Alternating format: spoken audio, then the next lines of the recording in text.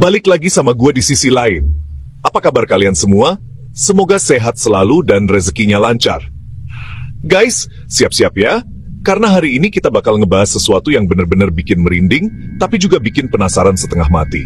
Bayangin, kalian lagi santai di pantai atau di pinggir sungai, tiba-tiba dari air muncul bukan cuma satu atau dua, tapi ribuan ular. Gila kan? Ini bukan adegan film horor guys, tapi kejadian nyata yang terjadi di berbagai belahan dunia. Fenomena ini benar-benar langka dan penuh misteri. Ribuan ular, entah itu ular laut yang berbisa, atau ular air raksasa, tiba-tiba aja muncul ke permukaan, berenang bareng, seolah-olah lagi ada pertemuan akbar. Apa yang sebenarnya terjadi? Kenapa mereka bisa berkumpul sebanyak itu di satu tempat dan satu waktu? Apakah ini pertanda alam, atau ada penjelasan ilmiah di baliknya yang belum kita ketahui? Pertanyaan-pertanyaan ini yang bikin gue penasaran banget buat ngupas tuntas semuanya buat kalian. Jadi, di video kali ini, kita akan menjelajahi berbagai kejadian viral dan misterius kemunculan ribuan ular di sungai dan laut dari seluruh dunia. Dari Australia sampai Amerika, dari India sampai Amazon. Kita akan lihat betapa menakjubkannya sekaligus ngerinya peristiwa ini.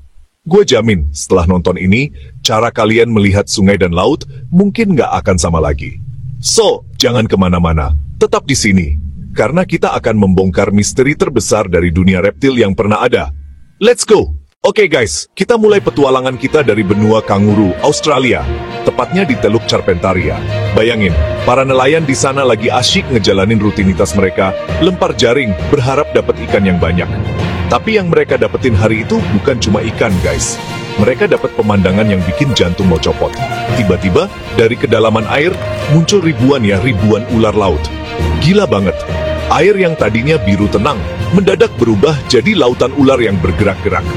Para nelayan ini, yang udah puluhan tahun melaut, ngaku belum pernah seumur hidup mereka lihat yang kayak gini. Mereka kaget, bingung, sekaligus penasaran. Ini ular ngapain rame-rame di sini? Mau arisan? Mau konser? Nggak ada yang tahu pasti guys, semuanya terjadi gitu saja, tanpa peringatan apapun. Ular-ular laut ini, yang dikenal punya bisa yang sangat mematikan, terlihat berenang bersama di perairan dangkal. Mereka nggak agresif, seolah-olah mereka punya tujuan lain. Pemandangan ini direkam dan langsung viral, bikin heboh seluruh Australia dan dunia. Orang-orang mulai berspekulasi, ada apa gerangan di Teluk Carpentaria? Apakah ini pertanda buruk atau cuma fenomena alam biasa yang kebetulan terekam kamera? Para ilmuwan pun turun tangan, mencoba mencari jawaban. Beberapa teori muncul. Ada yang bilang ini adalah musim kawin massal, di mana para ular laut berkumpul dari berbagai penjuru untuk mencari pasangan. Masuk akal sih, tapi jumlahnya yang sebanyak itu dalam satu waktu benar-benar di luar nalar. Mereka seperti diundang ke sebuah pesta besar di bawah laut. Teori lain menyebutkan adanya perubahan arus laut atau suhu air yang drastis, yang memaksa ular-ular ini untuk pindah ke perairan yang lebih hangat atau lebih tenang.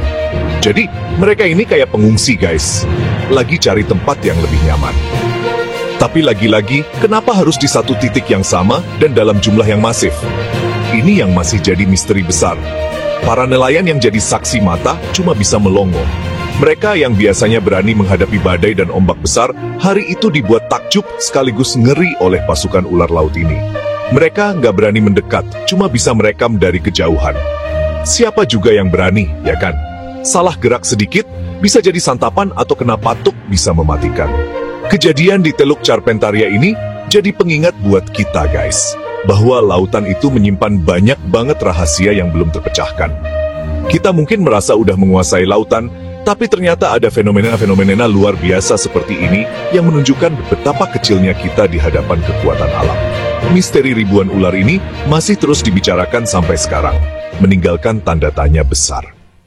Dari Australia, kita terbang ke India guys. Ke salah satu sungai paling besar dan sakral di sana, Sungai Brahmaputra. Kalau di Australia kita lihat ular laut, di sini beda lagi ceritanya. Setiap kali musim banjir datang, sungai ini nggak cuma meluap bawa air, tapi juga bawa tamu yang nggak diundang dalam jumlah ribuan ular.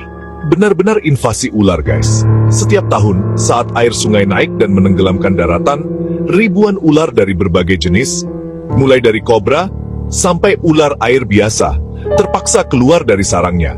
Mereka mencari tempat yang lebih tinggi dan kering untuk berlindung. Akibatnya, mereka masuk ke desa-desa, ke rumah-rumah penduduk, bahkan sampai naik ke atap. Ini bukan lagi soal fenomena alam yang indah, tapi udah di perjuangan hidup dan mati bagi warga setempat. Penduduk di sepanjang Sungai Brahmaputra udah terbiasa dengan situasi ini. Tapi terbiasa bukan berarti nggak takut ya. Mereka harus ekstra waspada setiap saat. Anak-anak dilarang main di luar, pintu dan jendela harus selalu ditutup rapat. Bayangin aja, lagi tidur tiba-tiba ada kobra di sebelah bantal, atau lagi masak di dapur, ada ular jatuh dari langit-langit. Astaga, ngeri banget. Tapi yang luar biasa dari penduduk di sini adalah cara mereka menghadapinya. Mereka nggak panik membabi buta. Sebagian dari mereka, terutama para pawang ular atau sapera, justru melihat ini sebagai bagian dari siklus alam. Mereka dengan berani menangkap ular-ular yang masuk ke pemukiman, bukan untuk dibunuh, tapi untuk diamankan, dan nantinya akan dilepaskan kembali ke alam liar setelah banjir surut. Ada kepercayaan lokal yang kuat di sini, guys. Banyak yang menganggap ular sebagai hewan suci, titisan dewa. Jadi, meskipun berbahaya, mereka tetap harus dihormati. Fenomena banjir ular ini jadi ujian iman sekaligus ujian keberanian bagi mereka. Mereka hidup berdampingan dengan ancaman, tapi tetap berusaha menjaga keseimbangan antara manusia dan alam. Para ahli biologi melihat fenomena ini dari sudut pandang yang berbeda. Menurut mereka, ini adalah contoh nyata dari konflik antara manusia dan satwa liar akibat hilangnya habitat. Pembangunan yang masif di sepanjang bantaran sungai membuat sarang-sarang ular semakin menyempit. Jadi, ketika banjir datang, mereka nggak punya pilihan lain selain lari ke pemukiman warga. Jadi, invasi ular di Sungai Brahmaputra ini adalah sebuah drama tahunan yang kompleks. Di satu sisi ada ketakutan dan bahaya yang nyata, di sisi lain ada keberanian, kearifan lokal, dan juga masalah ekologis yang serius. Ini bukan cuma cerita tentang ular, tapi juga tentang bagaimana manusia beradaptasi dan bertahan hidup di tengah kepungan alam yang kadang bisa sangat ganas. Lanjut guys, sekarang kita ke surga tropis di Amerika Tengah, Costa Rica. Negara ini terkenal dengan keindahan alamnya, pantai-pantainya yang eksotis dan hutan hujannya yang lebat. Tapi, di balik keindahannya itu, Costa Rica juga menyimpan fenomena yang bikin bulu kuduk berdiri. Kemunculan massal ular laut di pesisir pantainya. Fenomena ini sering banget dikaitkan sama perubahan cuaca ekstrem, terutama fenomena El Niño. Jadi ceritanya gini guys, ular laut pelamis atau ular laut berperut kuning, yang biasanya hidup jauh di tengah Samudra Pasifik, tiba-tiba terdampar di pantai-pantai Costa Rica dalam jumlah yang sangat banyak. Mereka nggak berenang dengan gagah, tapi terdampar lemas di pasir, seolah-olah habis kena tsunami. Para ilmuwan percaya bahwa El Niño menyebabkan perubahan suhu dan arus laut yang signifikan. Arus yang kuat membawa ular-ular ini keluar dari habitat normal mereka dan mendorong mereka sampai ke pesisir. Mereka kelelahan, dehidrasi, dan nggak bisa kembali ke laut dalam. Pemandangan ini benar-benar menyedihkan sekaligus mengerikan. Bayangin, pantai yang biasanya penuh turis tiba-tiba dipenuhi ratusan bahkan ribuan ular laut berbisa. Meskipun lemas, bisa mereka tetap sangat berbahaya guys. Pemerintah setempat seringkali harus menutup sementara beberapa area pantai untuk keselamatan publik. Tim penyelamat satwa liar dan para relawan biasanya langsung turun tangan. Mereka bekerja tanpa lelah untuk mencoba menyelamatkan ular-ular ini, mengembalikan mereka ke laut lepas. Tapi sayangnya, banyak juga yang nggak berhasil diselamatkan. Kejadian ini jadi bukti nyata dampak perubahan iklim global. Ini bukan cuma soal cuaca yang makin panas, tapi juga soal bagaimana ekosistem laut terganggu. Ular-ular laut ini adalah korban. Mereka yang harusnya hidup tenang di lautan luas, jadi terdampar dan mati sia-sia karena perubahan yang disebabkan oleh manusia. Bikin kita mikir kan? Bagi para turis yang kebetulan menyaksikan fenomena ini, tentu jadi pengalaman yang gak akan terlupakan. Ada yang merasa ngeri dan langsung lari, tapi ya juga yang merasa iba dan penasaran. Mereka melihat langsung betapa rapuhnya kehidupan di alam liar dan betapa dahsyatnya kekuatan alam yang bisa mengubah segalanya dalam sekejap. Fenomena di Costa Rica ini adalah pengingat yang kuat, guys, bahwa setiap tindakan kita di darat punya dampak yang besar bagi kehidupan di laut. Kemunculan ribuan ular ini bukan lagi sekadar misteri alam, tapi sudah menjadi sinyal bahaya, sebuah peringatan dari alam bahwa ada sesuatu yang salah dan kita harus segera bertindak untuk memperbaikinya. Dari pantai tropis, kita pindah ke jantung Amerika Serikat, ke sungai legendaris, Sungai Mississippi. Sungai ini udah terkenal dengan buayanya, Tapi ada satu kejadian langka yang bikin semua orang lebih merinding daripada ketemu buaya, yaitu saat ribuan ular air terlihat berenang bersama membentuk semacam parade atau konvoi raksasa di tengah sungai. Kejadian ini sempat terekam kamera dan videonya langsung bikin heboh seantero Amerika. Orang-orang menyebutnya sarang ular terapung atau pulau ular. Pemandangannya itu guys, benar-benar surreal. Air sungai yang coklat tiba-tiba dipenuhi oleh ribuan tubuh ular yang meliuk-liuk, bergerak ke arah yang sama. Ini memicu rasa takut sekaligus rasa kagum yang luar biasa. Apa yang sebenarnya terjadi di sungai Mississippi?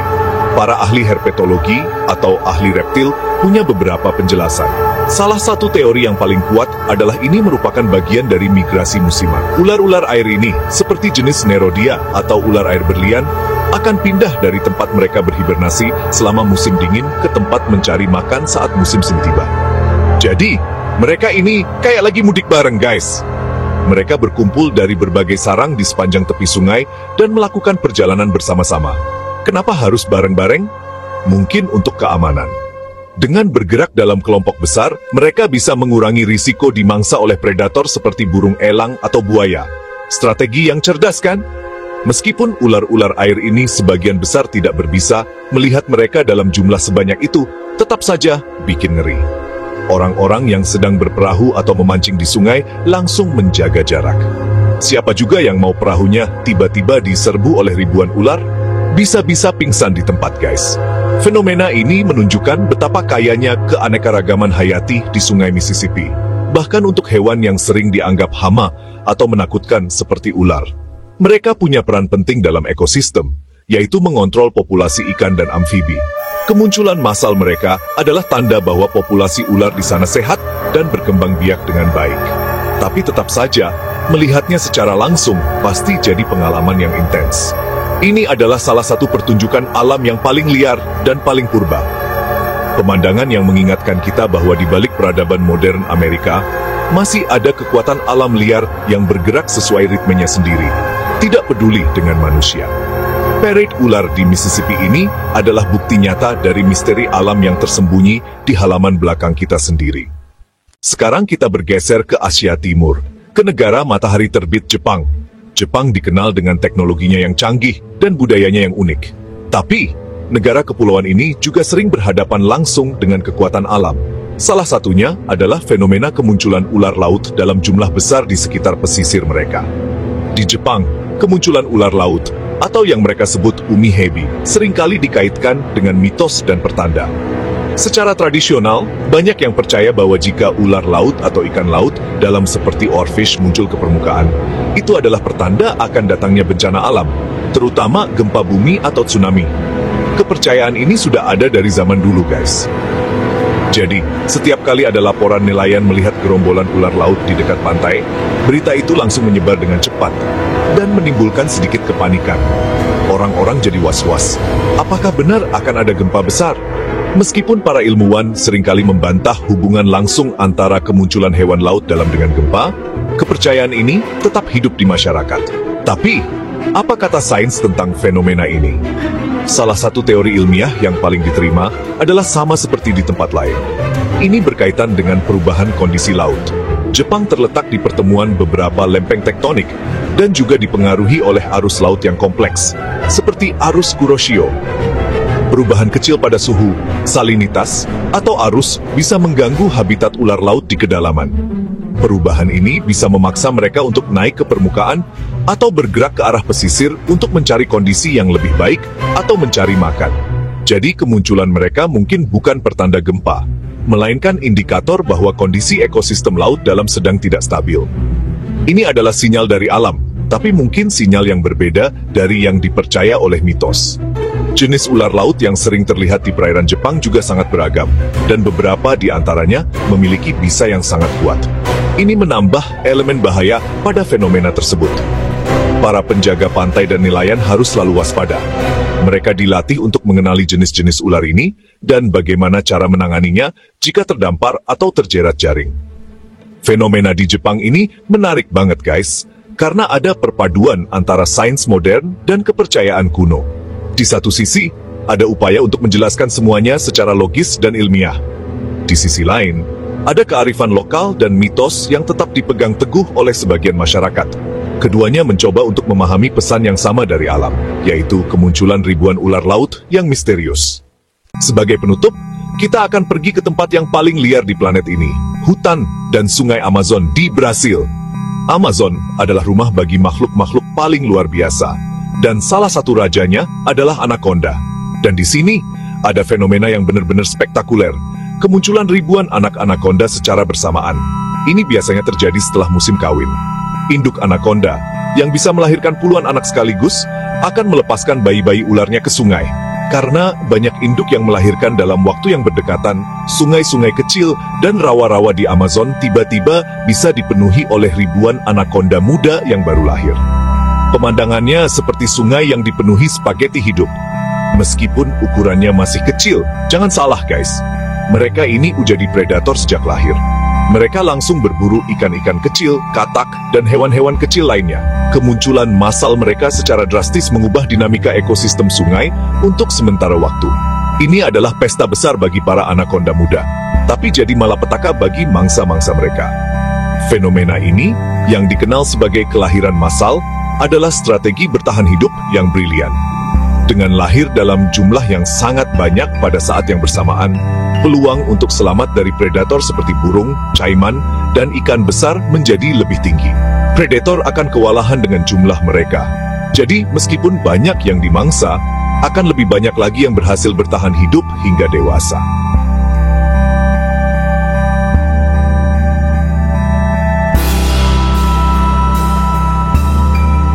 Bagi para peneliti dan pembuat film dokumenter alam liar, momen ini adalah momen emas. Mereka rela masuk jauh ke dalam hutan Amazon, menghadapi berbagai bahaya, hanya untuk bisa mendokumentasikan fenomena langka ini. Melihat ribuan calon ular raksasa memulai hidup mereka adalah pemandangan yang gak ternilai harganya. Ini memberikan wawasan yang luar biasa tentang siklus hidup salah satu ular terbesar di dunia. Bagi para wisatawan petualang, tur untuk melihat fenomena ini juga menjadi daya tarik tersendiri. Tentu saja, dengan pemandu lokal yang berpengalaman, mereka bisa menyaksikan langsung dari perahu bagaimana sungai yang tenang tiba-tiba menjadi hidup dengan ribuan ular kecil yang berenang ke sana kemari. Pengalaman yang pastinya memacu adrenalin. Kejadian di Amazon ini menunjukkan betapa luar biasanya siklus kehidupan di alam liar. Ini bukan karena bencana atau perubahan iklim, tapi murni bagian dari strategi reproduksi yang dahsyat. Ini adalah bukti kekuatan dan keliaran alam yang paling murni.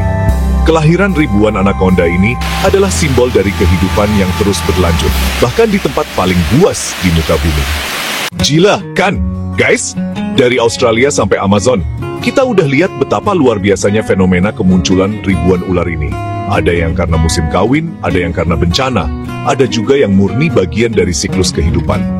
Setiap kejadian punya cerita dan misterinya sendiri, yang menunjukkan betapa kompleks dan menakjubkannya planet kita ini.